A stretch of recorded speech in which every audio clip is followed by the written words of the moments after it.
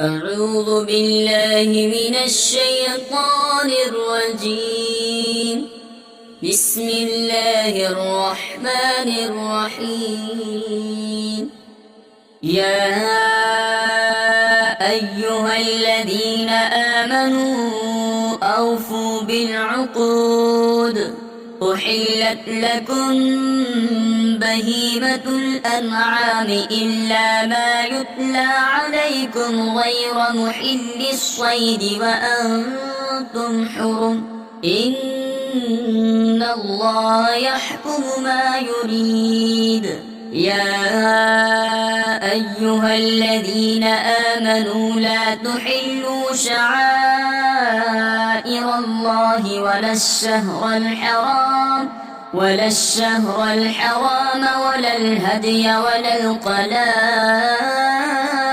ولا آمين البيت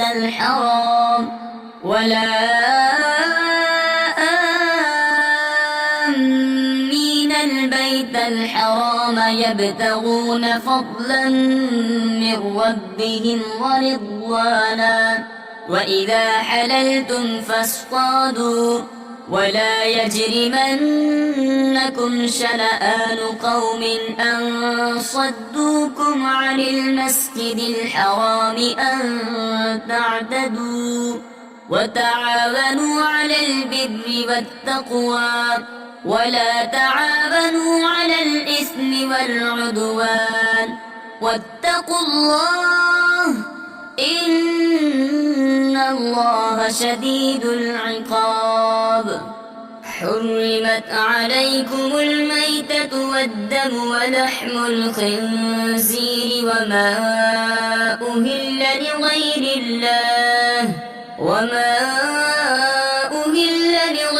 الله به والمنخلقة والموقوذة والمتردية والنطيحة وما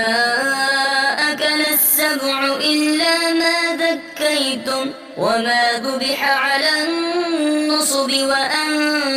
تستقسموا بالأزلام. ذلكم فسق. اليوم يئس الذين كفروا من دينكم فلا تخشوهم واخشون. اليوم أكملت لكم دينكم وأتممت عليكم نعمتي ورضيت لكم الإسلام دينا. فمن اضطر في مخمصة غير متجانف لإثم فإن الله غفور رحيم. يسألونك ماذا أحل لهم قل أحل لكم الطيبات وما علمتم من الجوارح مكلبين تعلمونهن مما علمكم الله فكلوا مما أمسكن عليكم واذكروا اسم الله عليه واتقوا الله إن الله سريع الحساب. اليوم أحل لكم الطيبات وطعام الذين أوتوا الكتاب حل لكم وطعامكم حل لهم. والمحصنات من المؤمنات والمحصنات من الذين أوتوا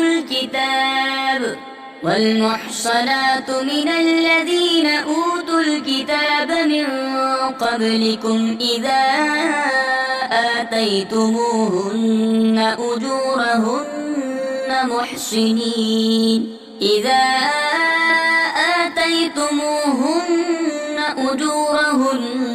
محصنين غير مسافحين ولا متخذي أخدان. ومن يكفر بالإيمان فقد حبط عمله وهو في الآخرة من الخاسرين. يا أيها الذين آمنوا إذا قمتم إلى الصلاة فاغسلوا وجوهكم وأيديكم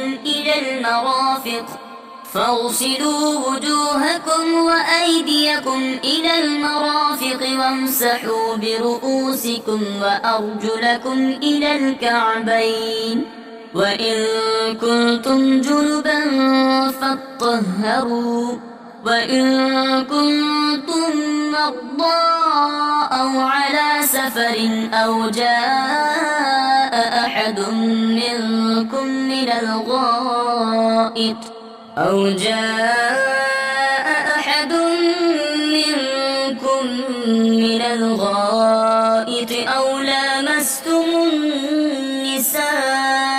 أو لامستم النساء فلم تجدوا ماء فتيمموا صعيدا طيبا فامسحوا بوجوهكم وأيديكم منه ما يريد الله ليجعل عليكم من حرج ولكن يريد ليطهركم وليتم نعمته عليكم لعلكم تشكرون واذكروا نعمة الله عليكم وميثاقه الذي واثقكم به إذ قلتم سمعنا وأطعنا واتقوا الله إن الله عليم بذات الصدور يا أيها الذين آمنوا كونوا قوامين لله شهداء بالقسط ولا يجرمنكم شنآن قوم على ألا تعدلوا اعدلوا هو أقرب للتقوى واتقوا الله إن الله خبير بما تعملون وعد الله الذين آمنوا وعملوا الصالحات لهم مغفرة وأجر عظيم والذين كفروا وكذبوا بآياتنا أولئك أصحاب الجحيم يا أيها الذين آمنوا اذكروا نعمة الله عليكم إذ هم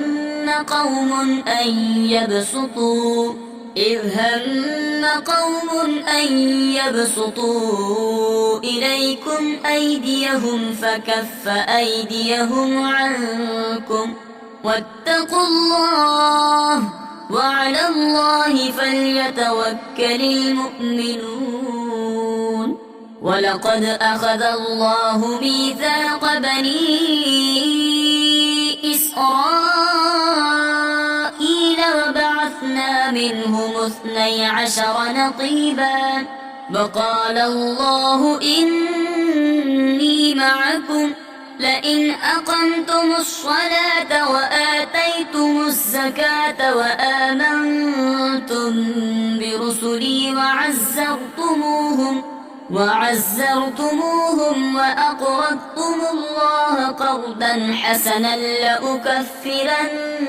عنكم سيئاتكم ولأدخلنكم جنات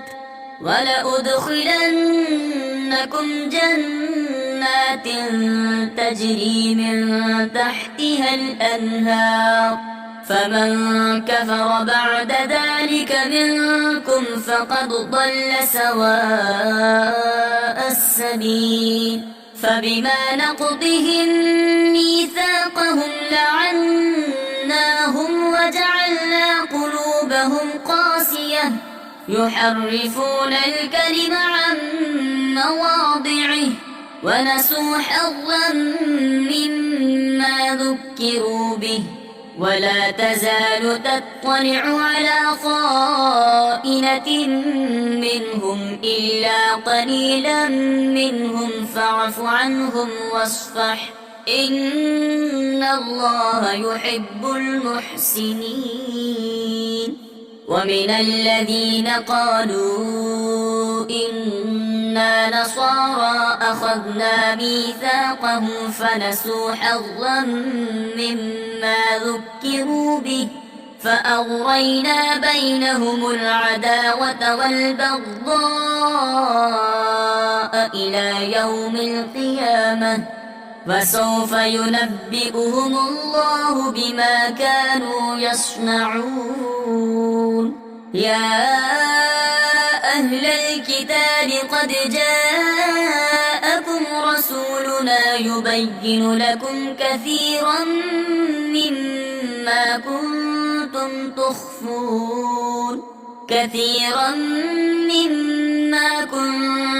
تخفون من الكتاب ويعفو عن كثير قد جاءكم من الله نور وكتاب مبين يهدي به الله من اتبع رضوانه سبل السلام ويخرجهم من الظلمات إلى النور بإذنه ويهديهم إلى صراط مستقيم لقد كفر الذين قالوا إن الله هو المسيح ابن مريم قل فمن يملك من الله شيئا إن أراد أن يهلك المسيح ابن مريم وأمه ومن في الأرض جميعا ولله ملك السماوات والأرض وما بينهما يخلق ما يشاء والله على كل شيء قدير وقالت اليهود والنصارى نحن أبناء الله وأحباؤه قل فلم يعذبكم بذنوبكم بل أنتم بشر ممن خلق يغفر لمن يشاء ويعذب من يشاء ولله ملك السماوات والأرض وما بينهما وإليه المصير يا أهل الكتاب قد جاءكم رسولنا يبين لكم على فترة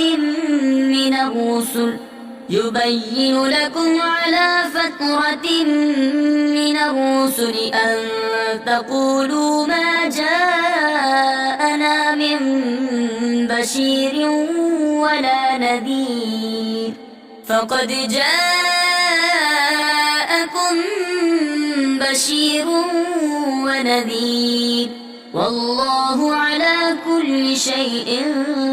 قدير وإذ قال موسى لقومه يا قوم اذكروا نعمة الله عليكم إذ جعل فيكم أنبياء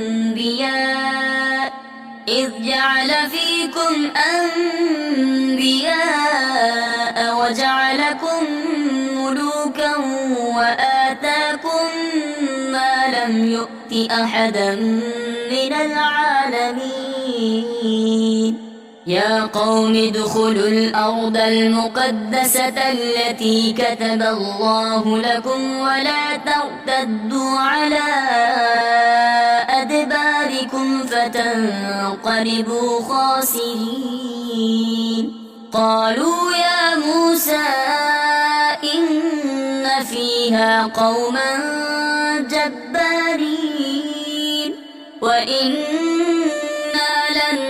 ندخلها حتى يخرجوا منها فإن يخرجوا منها فإنا داخلون قال رجلان من الذين يخافون أنعم الله عليهم ادخلوا عليهم الباب فإذا دخلتموه فإنكم غالبون وعلى الله فتوكلوا إن كنتم مؤمنين قالوا يا موسى إنا لن ندخلها أبدا ما داموا فيها فاذهب أنت وربك فقاتلا إنا هاهنا قاعدون قال رب إني لا أملك إلا نفسي وأخي فافرق بيننا وبين القوم الفاسقين قال فإنها محرمة عليهم 40 سنة يتيهون في الأرض فلا تأس على القوم الفاسقين واتل عليهم نبأ ابني آدم بالحق إذ قربا قربانا فتقبل من أحدهما ولم يتقبل من الآخر قال لأقتلنك قال إنما يتقبل الله من المتقين لئن بسطت إلي يدك لتقتلني ما أنا بباسط يدي إليك لأقتلك إني أخاف الله رب العالمين إني أريد أن تبوء بإثمي وإثمك فتكون من أصحاب النار وذلك جزاء الظالمين فطوعت له نفسه قتل أخيه فقتله فأصبح من الخاسرين فبعث الله غرابا يبحث في الأرض ليريه كيف يواري سوءة أخيه قال يا ويلتى أعجزت أن أكون مثل هذا الغراب فأواري سوءة أخي فأصبح من النادمين من أجل ذلك كتبنا على بني إسرائيل أنه من قتل نفسا بغير نفس أو فساد في الأرض فكأنما قتل الناس جميعا ومن أحياها فكأنما أحيا الناس جميعا ولقد جاءتهم رسلنا بالبينات ثم إن كثيرا منهم بعد ذلك في الأرض لمسرفون إنما جزاء الذين يحاربون الله ورسوله ويسعون في الأرض فسادا أن يقتلوا أو يصلبوا أو تقطع أيديهم وأرجلهم من خلاف أو ينفوا من الأرض ذلك لهم خزي في الدنيا ولهم في الآخرة عذاب عظيم إلا الذين تابوا من قبل أن تقدروا عليهم فاعلموا أن الله غفور رحيم يا أيها الذين آمنوا اتقوا الله وابتغوا إليه الوسيلة وجاهدوا في سبيله لعلكم تفلحون إن الذين كفروا لو أن لهم ما في الأرض جميعا ومثله معه ليفتدوا به من عذاب يوم القيامة ما تقبل منهم ولهم عذاب أليم يريدون أن يخرجوا من النار وما هم بخارجين منها ولهم عذاب مقيم والسارق والسارقة فاقطعوا أيديهما جزاء بما كسبا نكالا من الله والله عزيز حكيم فمن تاب من بعد ظلمه وأصلح فإن الله يتوب عليه إن الله غفور رحيم ألم تعلم أن الله له ملك السماوات والأرض يعذب من يشاء ويغفر لمن يشاء والله على كل شيء قدير يا أيها الرسول لا يحزنك الذين يسارعون في الكفر من الذين قالوا آمنا بأفواههم ولم تؤمن قلوبهم ومن الذين هادوا سماعون للكذب سماعون لقوم آخرين لم يأتوك يحرفون الكلم من بعد مواضعه يقولون إن أوتيتم هذا فخذوه وإن لم تؤتوه فاحذروا ومن يرد الله فتنته فلن تملك له من الله شيئا أولئك الذين لم يرد الله أن يطهر قلوبهم لهم في الدنيا خزي ولهم في الآخرة عذاب عظيم سماعون للكذب أكالون للسحت فإن جاءوك فاحكم بينهم أو أعرض عنهم وإن تعرض عنهم فلن يضروك شيئا وإن حكمت فاحكم بينهم بالقسط إن الله يحب المقسطين وكيف يحكمونك وعندهم التوراة فيها حكم الله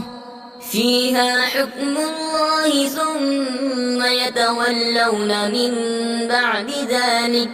وما أولئك بالمؤمنين إنا أنزلنا التوراة فيها هدى ونور يحكم بها النبيون الذين أسلموا للذين هادوا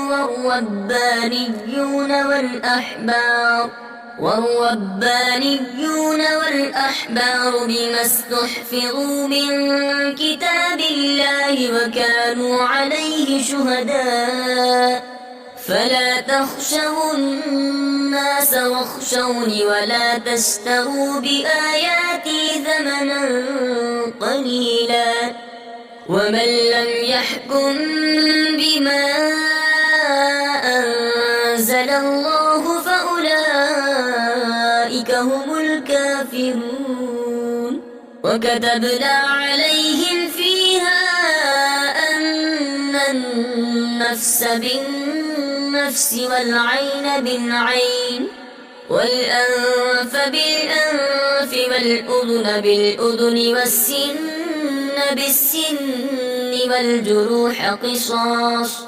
فمن تصدق به فهو كفارة له، ومن لم يحكم بما أنزل الله فأولئك هم الظالمون.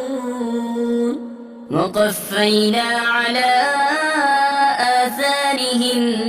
بعيسى ابن مريم مصدقا لما بين يديه من التوراة، وآتيناه الإنجيل فيه هدى ونور، ومصدقا لما بين يديه من التوراة وهدى وموعظة للمتقين. وليحكم أهل الإنجيل بما أنزل الله فيه، ومن لم يحكم بما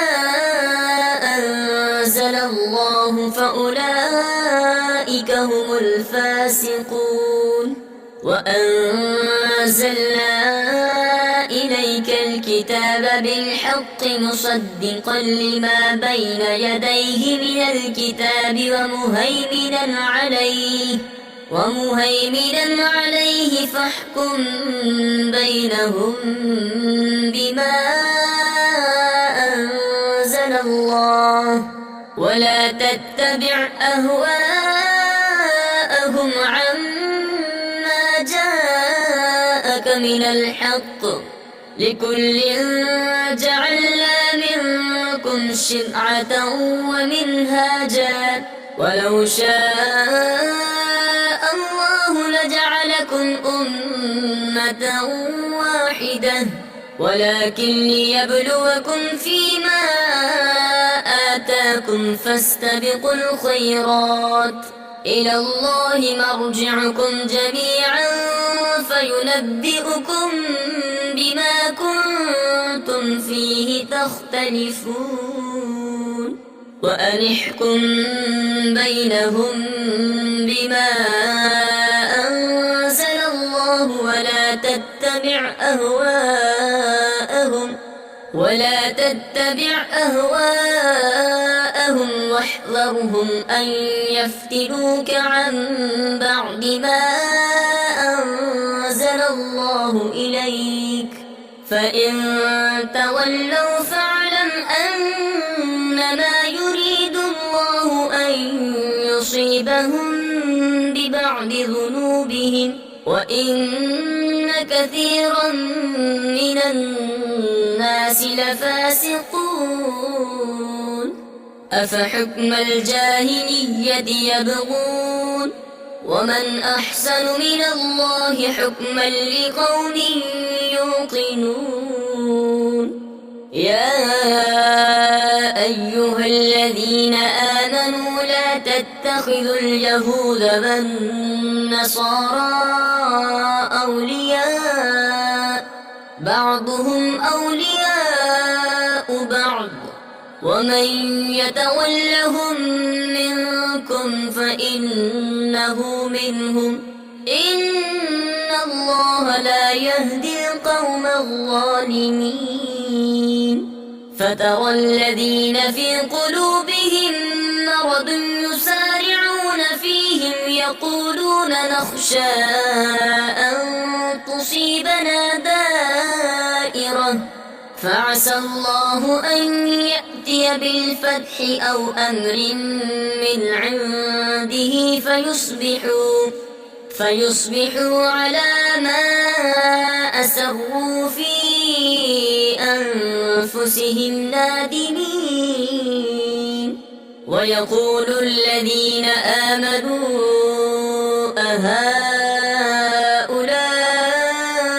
الذين أقسموا بالله جهد أيمانهم إنهم لمعكم حبطت أعمالهم فأصبحوا خاسرين. يا أيها الذين آمنوا من يرتد منكم عن دينه فسوف يأتي الله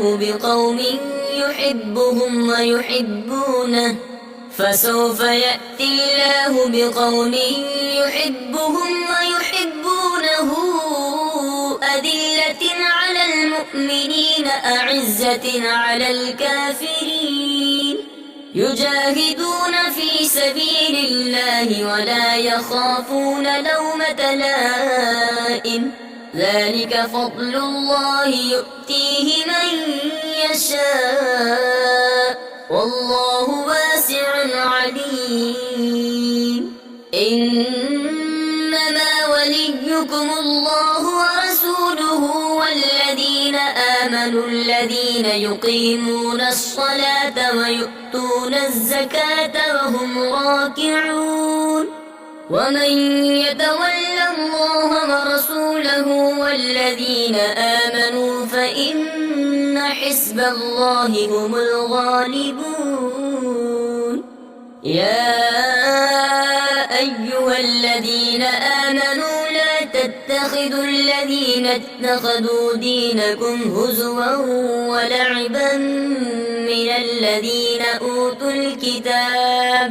من الذين أوتوا الكتاب من قبلكم والكفار أولياء واتقوا الله إن كنتم مؤمنين وإذا ناديتم إلى الصلاة اتخذوها هزوا ولعبا ذلك بأنهم قوم لا يعقلون قل يا أهل الكتاب هل تنقمون منا إلا أن آمنا بالله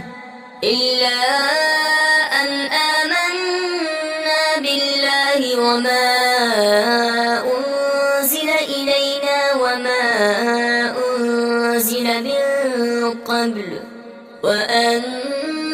أكثركم فاسقون قل هل أنبئكم بشر من ذلك مثوبة عند الله من لعنه الله وغضب عليه وجعل منهم القردة والخنازير وعبد الطاغوت أولئك شر مكانا وأضل عن سواء السبيل وإذا جاءوكم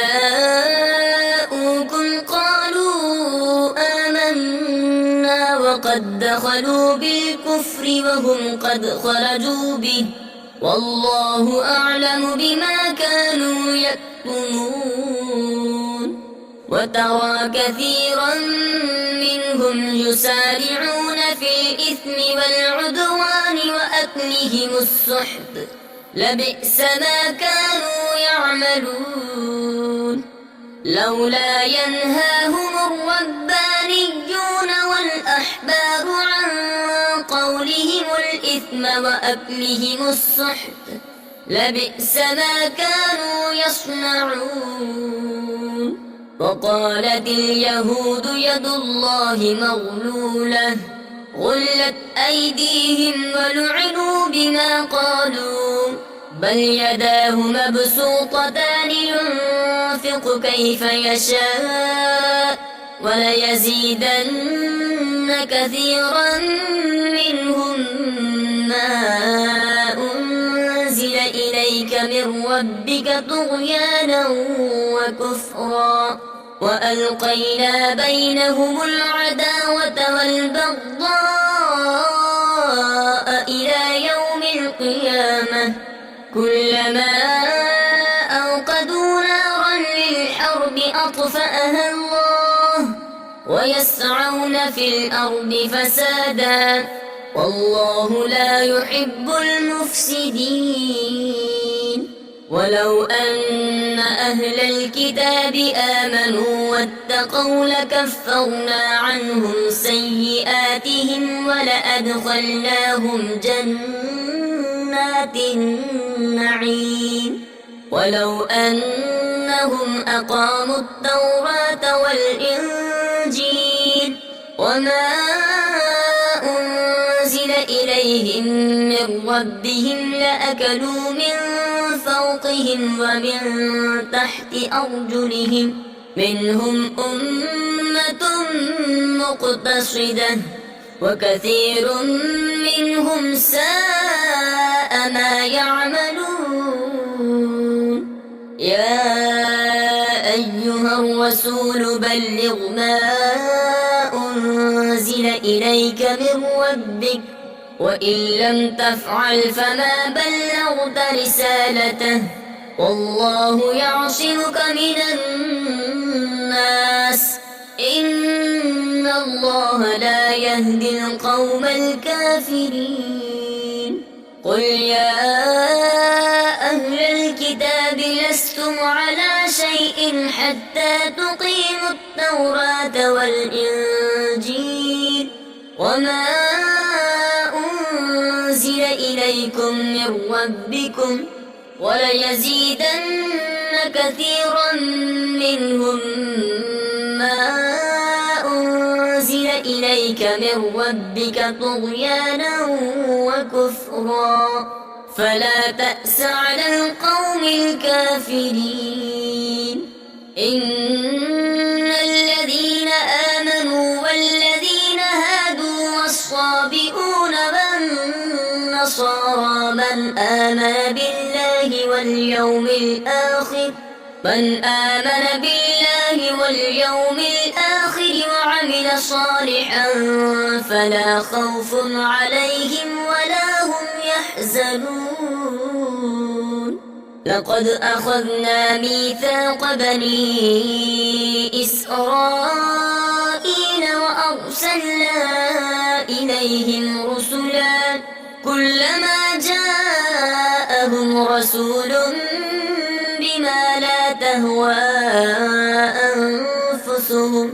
بما لا تهوى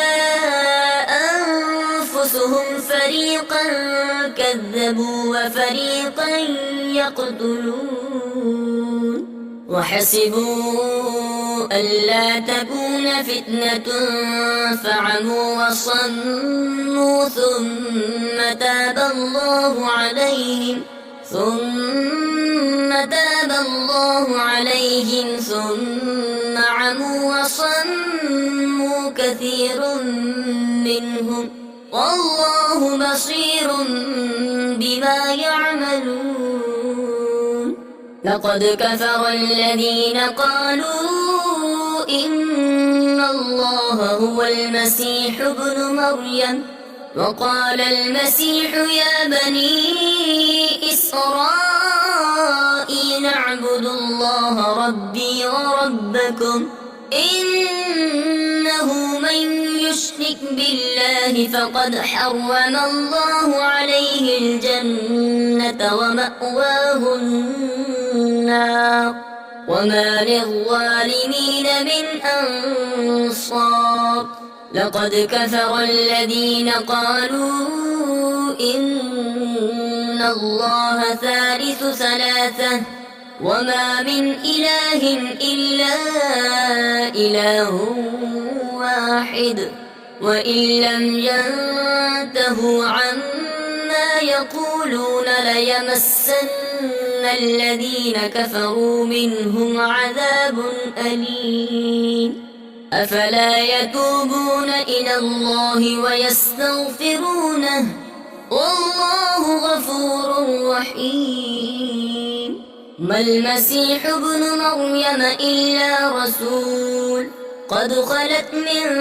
قبله الرسل وأمه صديقة كانا يأكلان الطعام انظر كيف نبين لهم الآيات ثم انظر أنا يؤفكون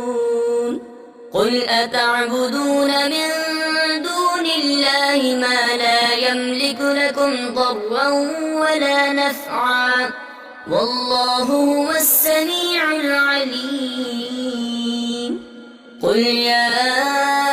أهل الكتاب لا تغلوا في دينكم غير الحق ولا تتبعوا أهواء قوم قد ضلوا من قبل قد ضلوا من قبل وأضلوا كثيرا وضلوا عن سواء السبيل لعن الذين كفروا من بني إسرائيل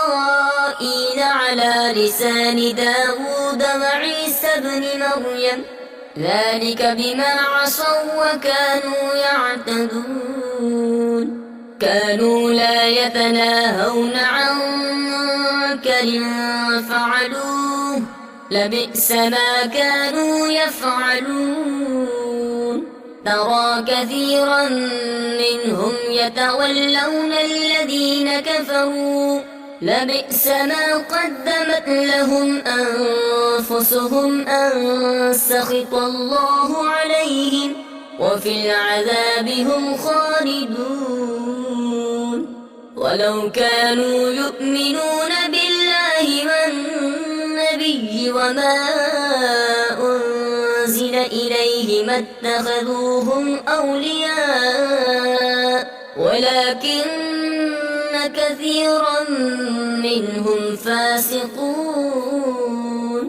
لتجدن أشد الناس عداوة للذين آمنوا اليهود والذين أشركوا ولتجدن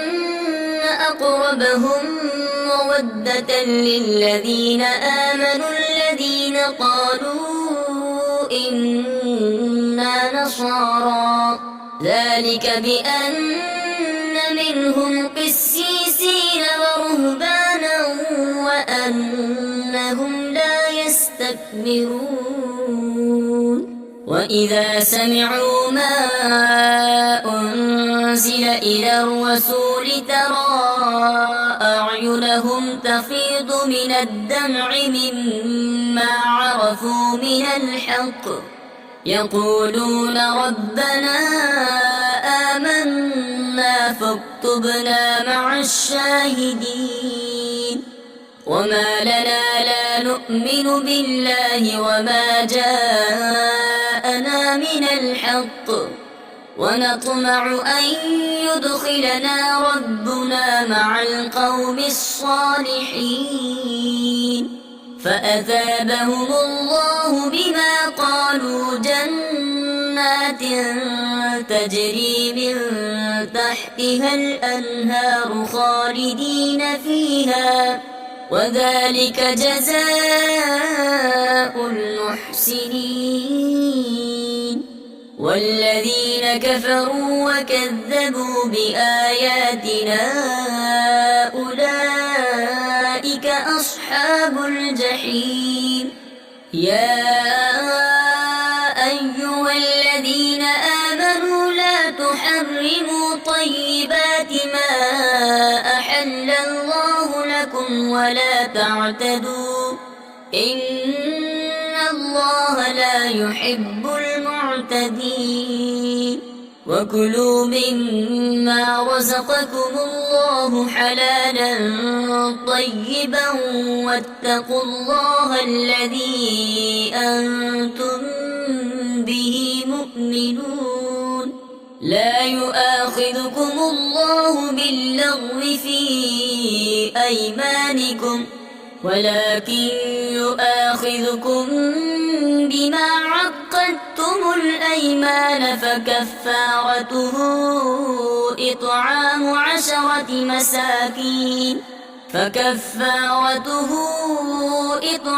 عشرة مساكين من أوسط ما تطعمون أهليكم أو كسوتهم أو تحرير رقبة فمن لم يجد فصيام 3 أيام ذلك كفارة أيمانكم إذا حلفتم واحفظوا أيمانكم كذلك يبين الله لكم آياته لعلكم تشكرون يا أيها الذين آمنوا إنما الخمر والميسر والأنصاب والأزلام رجس من عمل الشيطان فاجتنبوه لعلكم تفلحون إنما يريد الشيطان أن يوقع بينكم العداوة والبغضاء في الخمر والميسر ويصدكم عن ذكر الله وعن الصلاة فهل أنتم منتهون وأطيعوا الله وأطيعوا الرسول واحذروا فإن توليتم فاعلموا أنما على رسولنا البلاغ المبين ليس على الذين آمنوا وعملوا الصالحات جناح فيما طعموا إذا ما اتقوا وآمنوا وعملوا الصالحات ثم اتقوا وأحسنوا والله يحب المحسنين يا أيها الذين آمنوا ليبلونكم الله بشيء من الصيد تناله أيديكم ورماحكم ليعلم الله من يخافه بالغيب فمن اعتدى بعد ذلك فله عذاب أليم يا أيها الذين آمنوا لا تقتلوا الصيد وأنتم حرم ومن قتله منكم متعمدا فجزاء مثل ما قتل من النعم يحكم به ذوى عدل منكم هديا بالغ الكعبة أو كفارة طعام مساكين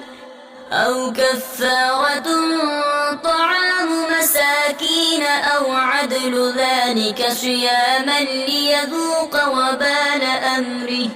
عفى الله عما سلف ومن عاد فينتقم الله منه والله عزيز ذو انتقام أحل لكم صيد البحر وطعامه متاعا لكم وللسيارة وحرم عليكم صيد البر ما دمتم حرما واتقوا الله الذي إليه تحشرون جعل الله الكعبة البيت الحرام قياما للناس والشهر الحرام والهدي والقلائد ذلك لتعلموا أن الله يعلم ما في السماوات وما في الأرض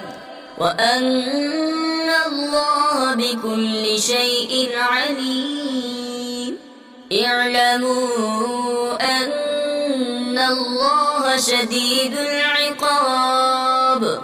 وأن الله غفور رحيم ما على الرسول إلا البلاغ والله يعلم ما تبدون وما تكتمون قل لا يستوي الخبيث والطيب ولو أعجبك كثرة الخبيث فاتقوا الله يا أولي الألباب لعلكم تفلحون يا أيها الذين آمنوا لا تسألوا عن أشياء إن تبد لكم تسؤكم وإن تسألوا عنها حين ينزل القرآن تبد لكم عفى الله عنها والله غفور حليم. قد سألها قوم من قبلكم ثم أصبحوا بها كافرين. ما جعل الله من بحيرة ولا سائبة ولا وصيلة ولا حاب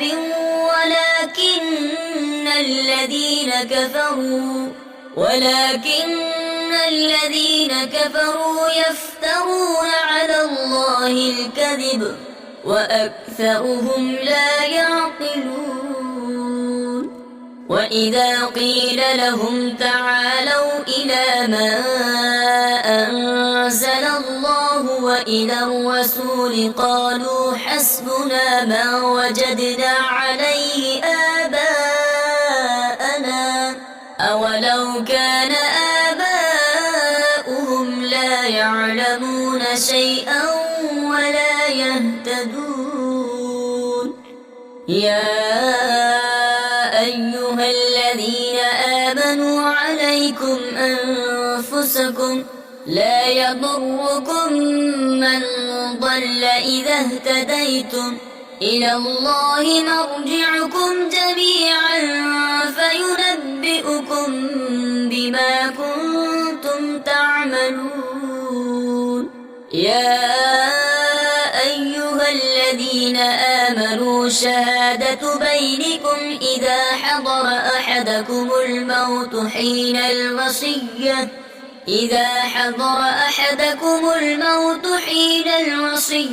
اثنان ذوى عدل منكم أو آخران من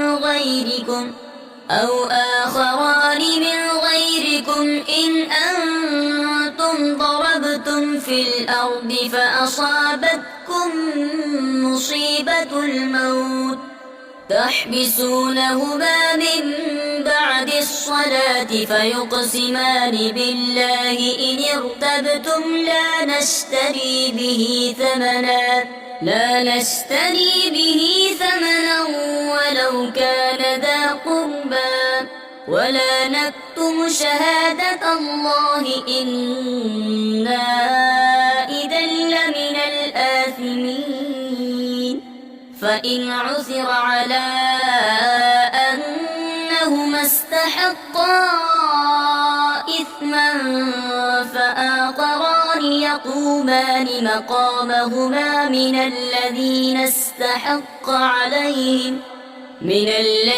استحق عليهم الأوليان فيقسمان بالله لشهادتنا أحق من شهادتهما وما اعتدينا إنا إذا لمن الظالمين.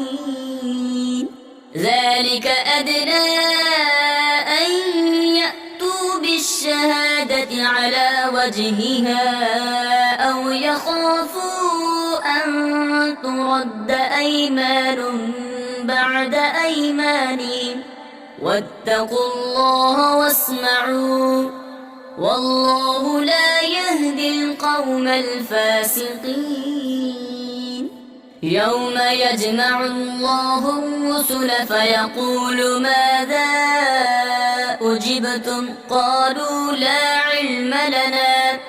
إنك أنت علام الغيوب. إذ قال الله يا عيسى ابن مريم اذكر نعمتي عليك وعلى والدتك إذ أيدتك بروح القدس تكلم الناس في المهد وكهلا وإذ علمتك الكتاب والحكمة والتوراة والإنجيل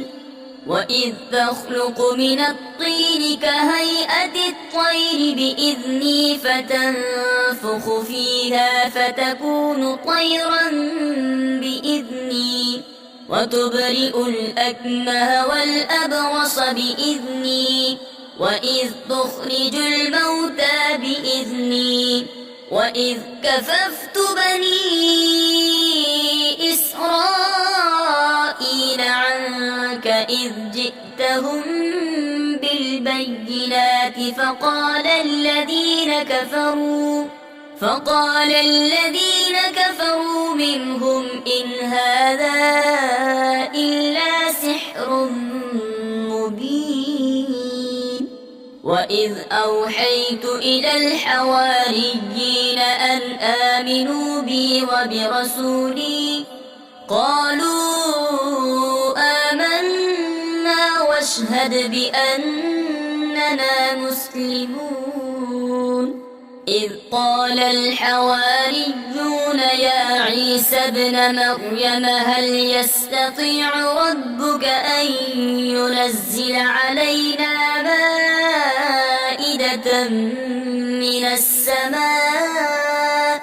قال اتقوا الله إن كنتم مؤمنين قالوا نريد أن نأكل منها وتطمئن قلوبنا ونعلم أن قد صدقتنا ونكون عليها من الشاهدين قال عيسى ابن مريم اللهم ربنا أنزل علينا مائدة من السماء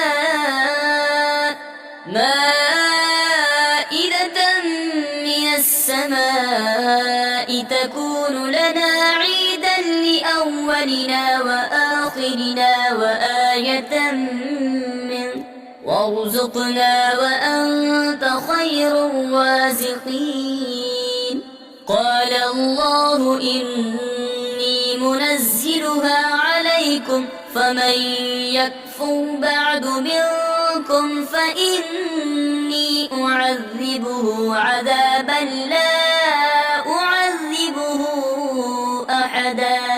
لا أعذبه أحدا من العالمين